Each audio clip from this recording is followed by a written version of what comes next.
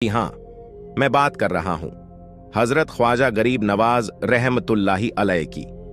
उनकी दरगाह अजमेर शरीफ में पिछले 800 सालों से मौजूद है। ख्वाजा गरीब नवाज की दरगाह पर सिर्फ मुसलमान नहीं बल्कि हर मजहब और हर धर्म के लोग आते हैं। कोई मन्नत मांगने आता है तो कोई अपनी मुराद लेकर। यहां हर कोई अपनी दुआ के साथ आता है और खाली हाथ नहीं लौटता। इतना ही नहीं, हमारे देश के हर प्रधानमंत्री, चाहे वो पंडित नेहरू हो, इंदिरा गांधी हो, राजीव गांधी हो या नरेंद्र मोदी, सबने अजमेर दरगाह पर चादर चढ़ाई है। यह बताने के लिए काफी है कि ख्वाजा साहब की दरगाह पर किसी एक मजहब की दीवारें नहीं हैं। लेकिन दोस्तों, आज कुछ लोग अफवाह फैला रहे हैं कि ख्वाजा गरीब नवाज की दरगाह किसी मंदिर को तोड़कर बनाई गई है। यह सिर्फ अफवाह नहीं है बल्कि इस पर कोर्ट में केस तक दर्ज कर दिया गया है। उनका कहना है कि जहां आज दरगाह मौजूद है वहां पहले महादेव का मंदिर था और मजार के नीचे शिवलिंग मौजूद है। ये बातें सुनकर कई लोग सवाल करने लगे हैं, लेकिन दोस्तों, सच्चाई कुछ और है। आज मैं आपको ख्वाजा गरीब नवाज की जिंदगी का एक ऐसा वाकया सुनाने वाला हूं जिसे सुनकर आपके रोंगटे खड़े हो जाएंगे। इसलिए इस वीडियो को ध्यान से आखिर तक देखिए। एक बार एक हिंदू शख्स ख्वाजा गरीब नवाज का कत्ल करने की नीयत से उनकी बारगाह में पहुंचा। उसने कहा, हुजूर, मैं बहुत दूर से आपकी खिदमत में हाजिर हुआ हूं। मैं आपके कदम चूमना चाहता हूं। लेकिन ख्वाजा गरीब नवाज ने उसकी नीयत पहले ही पहचान ली। फिर भी उन्होंने मुस्कुराकर कहा, जो मकसद लेकर आए हो वो पूरा करो। ये सुनते ही वो शख्स घबरा गया। उसका दिल दहल गया। उसके हाथ पैर कांपने लगे। वो जमीन पर गिर पड़ा और रोने लगा। उसने कहा, हुजूर, मुझे माफ कर दीजिए। मुझे आपके दुश्मनों ने आपका कत्ल करने भेजा था। मैंने ऐसा सिर्फ पैसे के लालच में किया। उसने अपनी जेब से एक खंजर निकाला और ख्वाजा साहब के सामने रख दिया। दोस्तों, यहां देखिए ख्वाजा गरीब नवाज की रहमदिली। उन्होंने फरमाया, तुम्हारे गुनाह मेरे सामने नहीं, अल्लाह के सामने है। किसी का नाम मत लो और अपना गुनाह माफ करवा लो। ये सुनते ही वो शख्स फूट फूट कर रोने लगा। उसने कहा, हुजूर, मुझे मुसलमान बना लीजिए, मुझे कलमा पढ़ा दीजिए। ख्वाजा गरीब नवाज ने उसे माफ किया और उसे कलमा पढ़ाया। इसके बाद वो शख्स पूरी जिंदगी ख्वाजा गरीब नवाज का मुरीद बन गया। उसने 45 बार हज किया और उसकी मौत मक्का शरीफ में हुई। दोस्तों, ये ख्वाजा गरीब नवाज की करामत है कि वो दुश्मनों को भी अपना बना लेते हैं।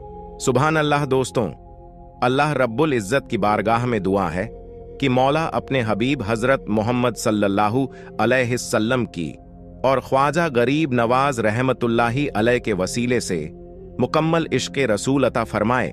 हम सबके ईमान की हिफाजत फरमाए। हम सबको नेक अमल करने की तौफीक अता फरमाए।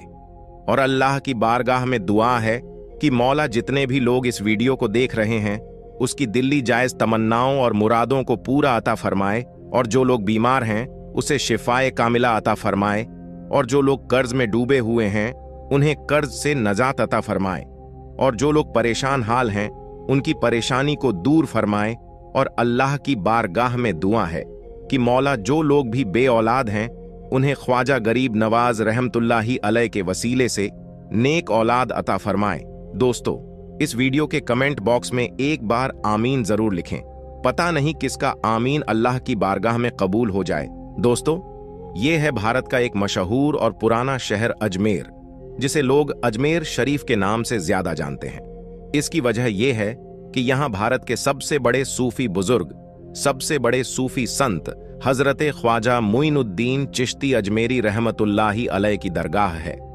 ये दरगाह 500 या 200 साल पुरानी नहीं है बल्कि लगभग 800 से 900 साल पुरानी है।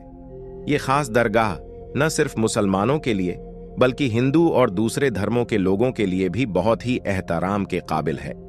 अगर आप अजमेर जाएं और इस दरगाह पर पहुंचे तो देखेंगे कि यहाँ जितने मुसलमान आते हैं उतनी ही बड़ी तादाद में, उतनी ही बड़ी संख्या में हिंदू और दूसरे धर्मों के लोग भी आते हैं। अजमेर में इस दरगाह की अहमियत का अंदाजा आप इस बात से लगा सकते हैं कि इतिहास में बड़े बड़े राजा, महाराजा, बादशाह और सुल्तान यहाँ आते रहे हैं। लेकिन आज के जमाने में, आज के दौर में भी इस दरगाह की मान्यता उतनी ही ज्यादा है। भारत में चाहे सरकार कांग्रेस की हो या बीजेपी की, देश के बड़े बड़े मंत्री, यहाँ पर अपनी चादर जरूर भेजते हैं। इसी साल महीने में भारत के प्रधानमंत्री नरेंद्र मोदी ने भी यहाँ पर चढ़ाने के लिए चादर पेश की थी।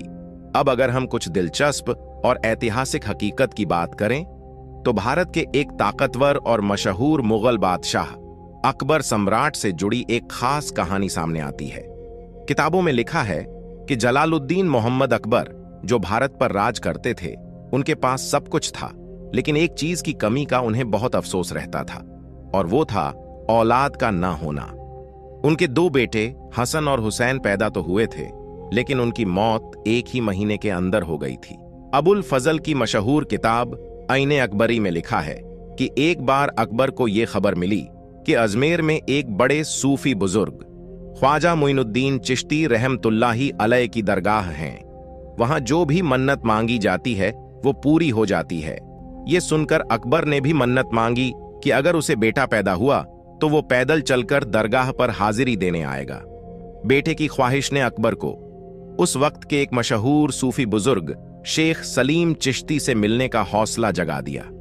शेख सलीम चिश्ती जो आगरा में रहते थे, चिश्ती सिलसिले से ताल्लुक रखते थे। अकबर पहली मुलाकात में ही उनसे इतना प्रभावित हुआ कि वो बार बार उनसे मिलने जाने लगा। माना जाता है कि एक बार अकबर ने सूफी बुजुर्ग शेख सलीम चिश्ती से पूछा, मुझे कितने बेटे होंगे? शेख ने जवाब दिया, 3 बेटे होंगे, और हुआ भी ऐसा ही। कुछ साल बाद अकबर का पहला बेटा पैदा हुआ। शेख सलीम चिश्ती की निस्बत की वजह से अकबर ने अपने इस बेटे का नाम सलीम रखा। यही सलीम आगे चलकर बादशाह जहांगीर के नाम से मशहूर हुआ। मेरे दोस्तों, पार्वती शर्मा ने अपनी किताब N intimate portrait of a great Mughal Jahangir में एक दिलचस्प किस्सा लिखा है। उन्होंने बताया कि एक बार अकबर ने शेख सलीम चिश्ती से पूछा, आप हमारे साथ इस दुनिया में और कितने वक्त तक जिंदा रहेंगे? इस पर शेख ने कहा, जब तक शहजादा सलीम अपना पहला सबक याद करके उसे हूबहू दोहरा न दे। ये सुनते ही अकबर ने सलीम की पढ़ाई लिखाई तुरंत बंद करवा दी और इस बात पर नजर रखने लगा। लेकिन अचानक एक दिन सलीम ने कुछ सुना और उसे वैसे ही दोहरा दिया। इसके बाद शेख सलीम चिश्ती की तबीयत खराब होनी शुरू हो गई और कुछ दिनों में उन्होंने इस दुनिया को अलविदा कह दिया। शेख सलीम चिश्ती की वफात के बाद भी अकबर ने अजमेर शरीफ जाना बंद नहीं किया, बल्कि वो लगातार वहां जाता रहा और दरगाह के लिए खूब सारा डोनेशन वगैरह भी देता रहा। अब अगर हम ख्वाजा गरीब नवाज रहमतुल्लाही अलैह की जिंदगी पर नजर डालें, जिनकी दरगाह अजमेर शरीफ में है, तो इतिहास बताता है कि उनकी पैदाइश 1141 ईस्वी के करीब ईरान के सीजिस्तान शहर में हुई थी।